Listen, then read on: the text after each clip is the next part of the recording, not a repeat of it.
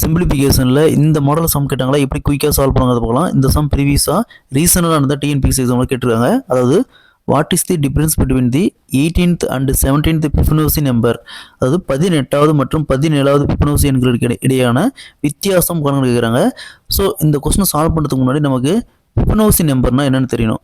Fibonacci நம்பர்னால் இப்போ பாருங்கள், எக்ஸாம்பிளுக்கு 0, அடுத்தது 1, அடுத்தது 1, அடுத்தது இதை அப்படியே ஆட் பண்ணால் 2, அடுத்து இது அப்படியே ஆட் பண்ணால் 3, அடுத்து இதை அப்படியே ஆட் பண்ணால் 5, அடுத்து இது ரெண்டு ஆட் பண்ணால் 8, நெக்ஸ்ட்டு இது அப்படியே இது 2 ஆட் பண்ணால் 13, அடுத்து இது 2 ஆட் பண்ணால் 21, இப்படியே போயிட்டே இருக்கும். ஓகேங்களா?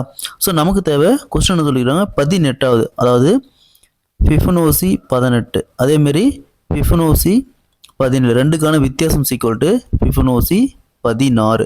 ஸோ இந்தமாரி ஆட் பண்ணிட்டே வரும்போது 16வது என்ன வரும்னா 987 வரும். ஸோ இதை ஆட் பண்ணி பாருங்கள், 987 வரும். ஸோ உங்கள் option D is the correct answer.